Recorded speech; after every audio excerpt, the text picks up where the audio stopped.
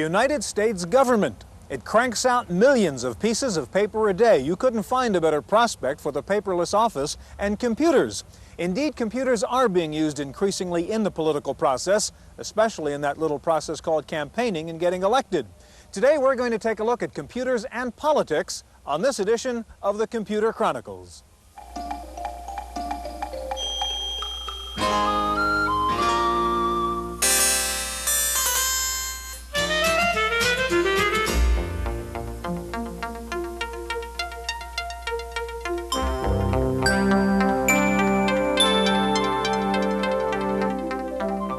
The Computer Chronicles is made possible in part by AFIPS, the American Federation of Information Processing Societies. AFIPS, along with these constituent societies, brings you the National Computer Conference, NCC 86, offering a showcase of advanced technology and the industry's foremost professional program. For conference information, call 800-NCC-1986. Additional funding is provided by McGraw-Hill, publishers of Byte. Byte's detailed technical articles on new hardware, software, and languages cover the latest in microcomputer technology worldwide. Byte, the international standard.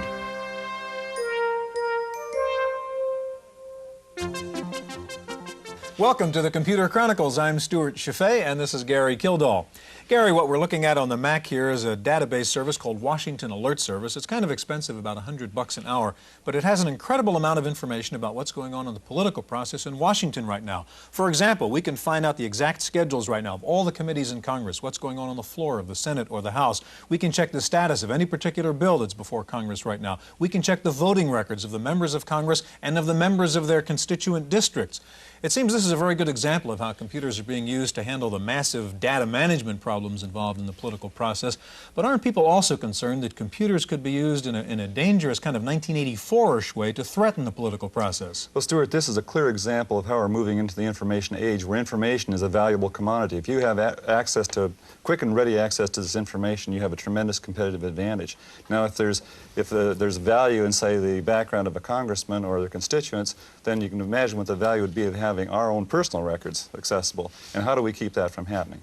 Well, that's a problem. We're going to talk to politicians and pollsters and lobbyists and political consultants today to find out, in fact, how they are using computers in the political process. We're going to begin by taking a look at the use of computers in the California state legislature. At California's state capitol in Sacramento, politics as usual is giving way to automation as usual. At the Senate, in congressmen's offices, at almost every level of legislative life, computers have arrived. In an effort to trim the 500 million pages printed every year for the legislature, the Capitol's data center has established a network of mainframes and PCs to provide instant access to legislative activities. Using unique bill tracking software, representatives can watch the progress of legislation through the Assembly, the Senate, and the myriad committees. The system's new terminals display proposed amendments in the same way as the traditional paper document, but with the advantage of highlighting them in color. As members become accustomed to their new machines, they find their own applications. In this office, letters from constituents are coded and then matched by topic to the bill tracking database. When a controversial bill approaches the crucial vote, warning letters are quickly dispatched to interested voters. While to some critics, a database of choice voters might seem like an open invitation for campaign activities, legislators are eager to point out their genuine need for the system. On average, each office holder has 8,000 bills to watch over and several 100,000 constituents, each one with an opinion to express.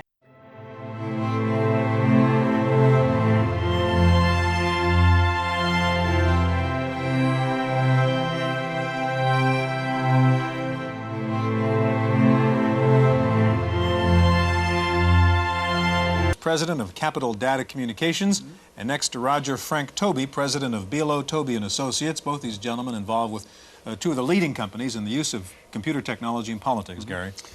I'll start with a very general question for Roger. Just how are computers generally being used in the political campaigns these days? Well, basically what we do with computers is try to target voters for political campaigns and office holders. In other words, we build databases using the registered voter file, and then using other files, match it against the voter file to pinpoint as much information as we can. What's their occupation, what's their age, what's their ethnicity. We might take a surname dictionary and bounce it against it, or their gender in a lot of cases. So we're trying to find out as much as we can about that individual voter, how many times they voted in the last 5 elections, let's say.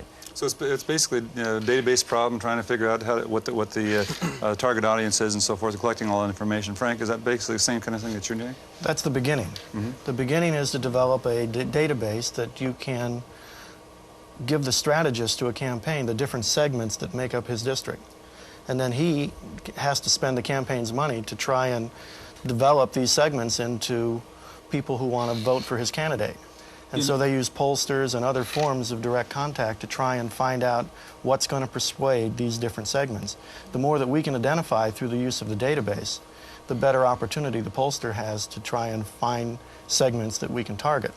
Once that we target them, then we start using different types of products to get our message, to get the campaign's message across. We use direct mail, we use door-to-door canvassing, we use phones.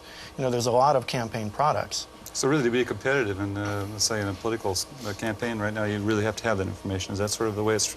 Oh, definitely. Yeah, absolutely. I think all politicians know they need it now. Is that right? Yeah. Frank, it sounds like a kind of inverse, if not perverse, process in a way, where you're saying that the candidate may, in a sense, be transparent. You simply go out and find what the constituent wants, and then that's what the candidate becomes. Not exactly. What you do is you find out the components that make up his district, and then you try and find out the way that the candidate can address each of the different segments within his district. For instance, if you've got a highly ethnic district, then it's incumbent on the candidate to have something unique to say to those ethnic groups. And it might not be the same thing that a non-ethnic working guy would pay attention to. So you have to identify them just to get their attention. You know, a lot of people throw campaign mail as they throw junk mail away. And so what you try and do is to find some affinity. And that affinity is determining that they are an ethnic or have an ethnic background, or they're a working man, or they live in a high-rent district, or they're, and so on. All the different segments. Now, Roger has a product, a software product that is used apparently in political campaigning. Could you show us what you have here? Sure. This is Solon, and Solon is a software product for IBM PCs and compatible that small campaigns primarily can use, although large campaigns can tie into the mainframe with it as well. And it has really 3 components to it. The first section is for incumbent office holders, and it allows them to track casework. When someone writes their office or calls their office, you can record where that referral came from, if it came maybe referred to the governor's office or something, or it came directly, who you assigned it to in your office, and what action you took with that particular constituent's inquiry. The second part is more campaign administration, to candidate scheduling. You can actually schedule multiple campaigns. It'll do all the finance-related types of items, record contributors, who they are, their occupation, their income, I mean, their amount of contribution. You can also do some polling, set up questionnaires, tabulate the questionnaires, do district analysis, and so forth. How about a demonstration? Sure. Let's take a look at the political office management segment. This actually is installed right now in every assembly office in the state of New York. And that's this first one that's up here now. So this would be the case management, casework management you were talking about? That's correct. That's correct. And so the constituent writes to the office, and the first thing you'd probably want to do is see if that individual had written previously.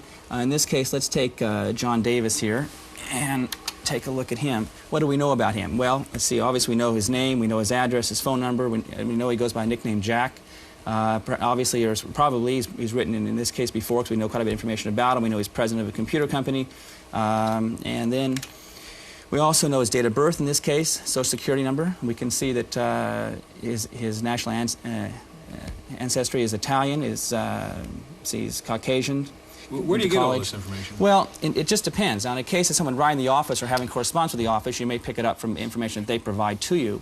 In the case of voters, we get it from a variety of sources. We may get DMV lists if they're available to us. We may take tax assessor lists to see who owns property, who rents, what type of property it is. So it comes from a variety of sources. And what is your feeling about, this is obviously an issue that everybody concerns themselves with, and that's access to what people consider their own private information. How do you feel about that? Well, this question really, I'll start with Roger.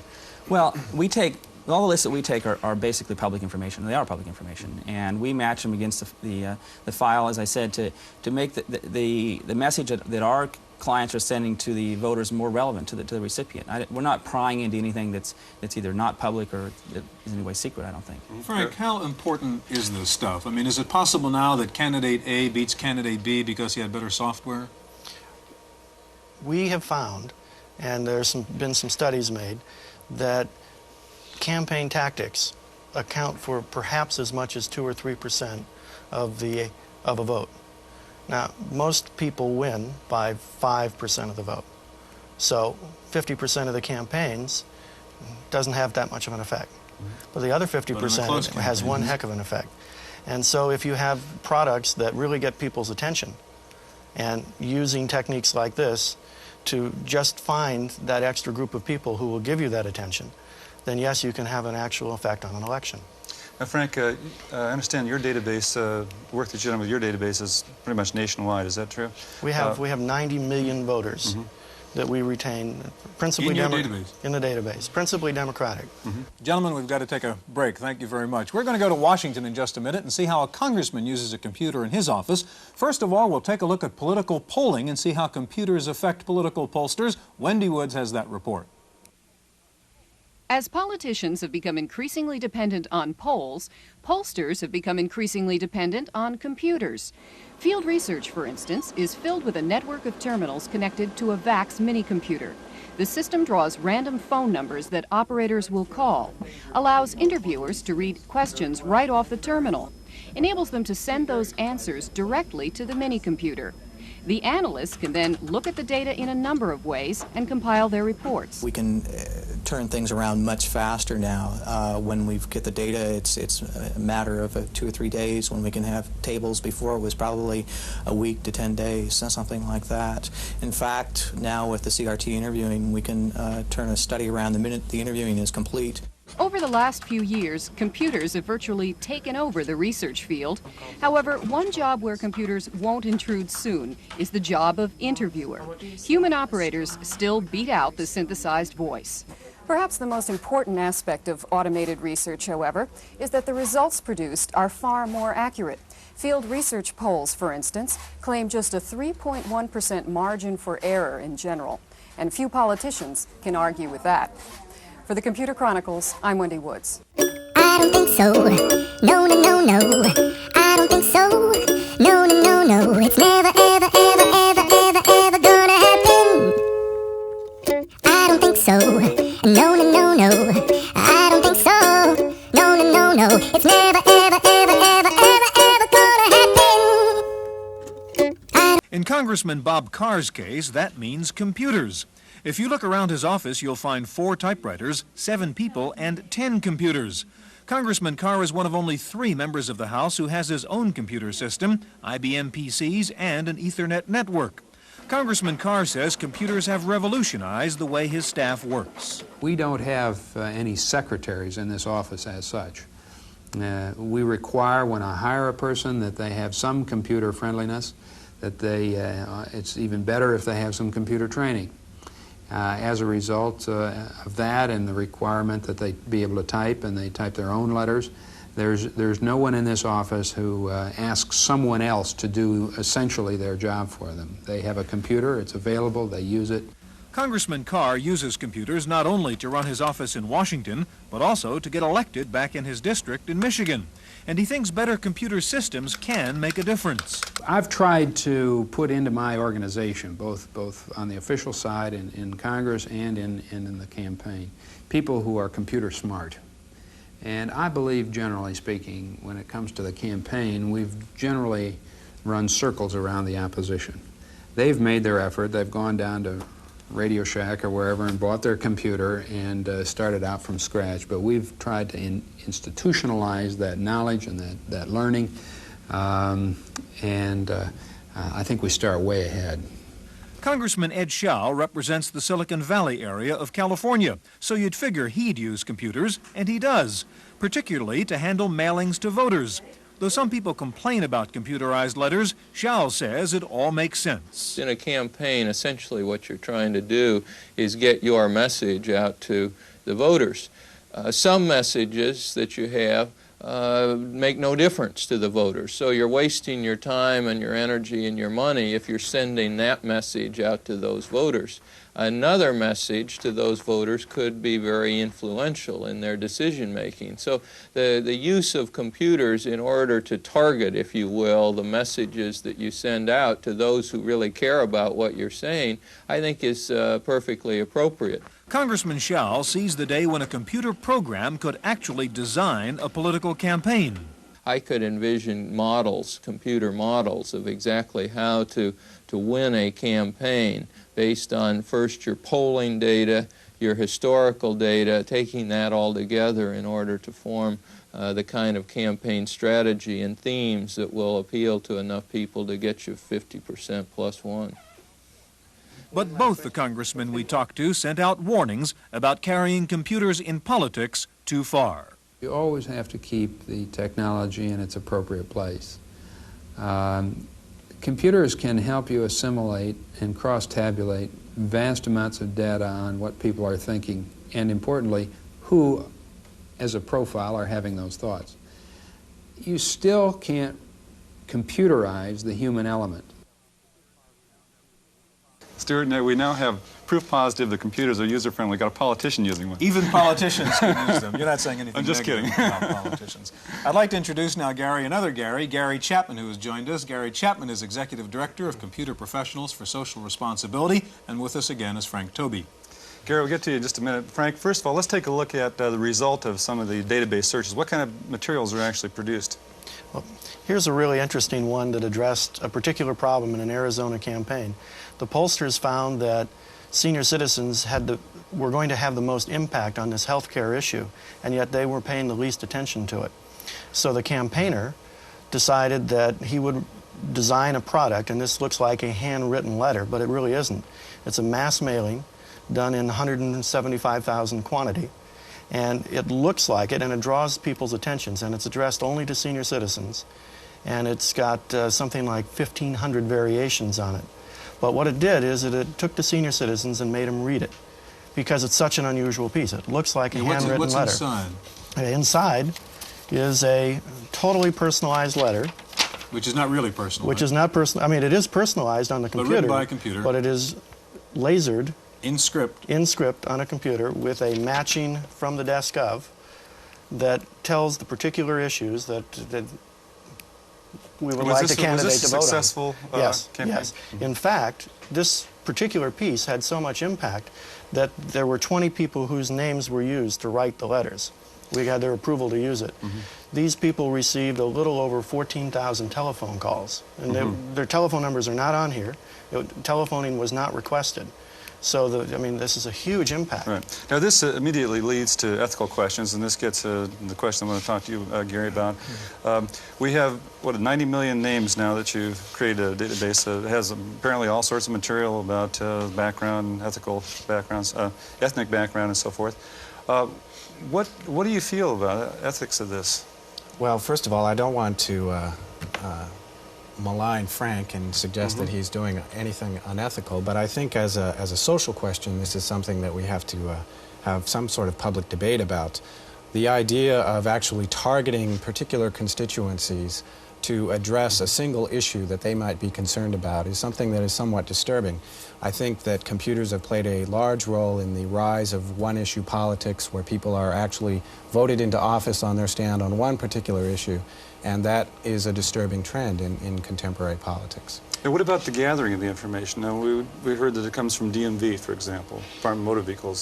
Some of that information I might consider myself to be, well, sort of private. Now, what about that kind of information? You think that's well, I something think that there's there's quite a bit of confusion about that particular issue, about what kind of information should be private and what should be public and so on. Obviously, there's some things in tax assessor information and so on that should be public. There's some information in your driver's license database that might not be made public if you had your preferences. What disturbs us about it is that these are things that are collected basically for some particular purpose that the person has agreed to supply that information for, and then it's been used for another purpose which they have absolutely not given their consent to. Frank, how do you and the companies you work with deal with that particular issue? Well, there's about 3 levels of dealing with it. First of all, it's a serious problem, because by identifying senior citizens, in this example, I could use it, a campaign could misuse it just as well as properly use it. We needed to get to senior citizens' attention, so this was a way to target them. We did it by matching the voter file against the driver's license file, which was available in Arizona, and that gave us their date of birth. So we were able to identify this group of people. But you could also misuse it. You could write a message to people who weren't senior citizens saying it's time to cut out Social Security. And you could write a contradictory message to the seniors saying, I'm all for Social Security. Or, in fact, if it was used by someone entirely, not even, just say, get the database and use it for a purpose of trying to get a contribution to a fund that doesn't even exist. Well, there are rules. This gets back to, I think, Gary's question about the misuse of database. How do you take care of the problem of misuse of the database? Well, there are a couple of basic rules. One is that voter files can only be used for campaign or governmental purposes. So they cannot be used to sell insurance. They can't be used for any commercial purpose whatsoever. That's why my business is 100% political. We can't use the lists for anything else. But that list has value, though, right? The list has value, and if it has value, it could be stolen. We have very serious security just for that purpose, because they do have value. So we try and protect it so that it won't be stolen. And even if it was stolen, it wouldn't have any meaning. But there is no mechanism, no formal mechanism in place that really makes that protection happen. No. That's correct. Gary, we have just about a minute left, and one other issue, the question of using computers now in the actual voting process and the tallying of votes. Some people have expressed concern about centralizing the possible tampering point. Does that bother you? Yes, that's a serious concern, and there's actually several court cases going on in the United States now concerning computer voting, where a particular computer program has been accused of being very, very susceptible to fraud and manipulation, yes. In what way? Well, in this particular case, it uses data punch cards, and those data punch cards can either be added to the stack of legitimate votes, or new data punch cards can be put in that actually change the software code that tallies the votes in the first place. A serious problem. Gentlemen, thank you very much. There's no question computers, like any other tool, can be used for good or they can be used for evil. We're going to get the thoughts of our commentator, George Morrow, on the subject. You know, paper made it easy to record information. The printing press made it easy to duplicate information, and the computer makes it easy to manipulate information. Politics is the art and science of manipulation, manipulating people and events. So you can expect that the computer and the politician are going to go hand in glove. Now, lobbyists have manipulated legislatures for a long time, and the politicians are now going to use this computer as a device to try to manipulate you, to try to make you think that things are something that they aren't. Now, having a leg up on it is your best defense.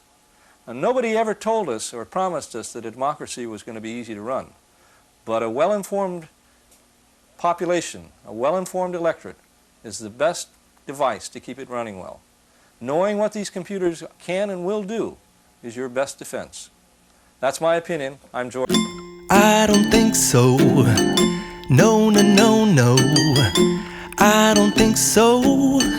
No, no, no, no. It's never, ever, ever, ever, ever, ever gonna happen. Attended, including some 700 exhibitors. IBM had the biggest presence with an elaborate IBM theater and a multimedia IBM totem pole. IBM was pushing the theme of connectivity among Big Blue products. The major no-shows were Apple and Microsoft. Despite all the rumors during the past week, there is at the moment no deal between Steve Wozniak and Nolan Bushnell to merge their two companies. There were stories all over the place that Wozniak's CL9 company and Bushnell's Axelon Inc. would join forces to produce computer-based toys. Both high-tech pioneers say they do intend to work together, but at the moment, no merger. In our legislative update file, you may find Congress a little more attentive to the problem of computer crime these days after Congressman Ed Zhao's computer system was broken into by a hacker last week. His entire database, consisting of constituent mailing lists and form letters, was erased. It's believed to be the first computer break-in on Capitol Hill. Meanwhile, the House Subcommittee on Crime heard testimony this past week about computer crime. Representative William Hughes of New Jersey, sponsor of a computer crime bill, said hackers are no longer teenagers motivated by fun, but professionals motivated by profit. The Hughes bill would make it a felony to maliciously cause damage to a computer program or database. And hacking moved into the video arena last week as Captain Midnight surfaced as the first space hacker. The mysterious intruder broke into HBO's satellite feed with a protest message. FCC investigators say they suspect the transmitter dish was somewhere in Texas. They're studying the characters and color bars used in the transmission in an effort to identify the kind of equipment the hacker used. Time for a software review, and here's Paul Schindler. Does this remind you of a database management system? Of course not. It's a Lotus 123 spreadsheet. And never the twain met until a company called ANSA in Belmont, California, borrowed the spreadsheet idea from Lotus as the basis for their data management program, Paradox.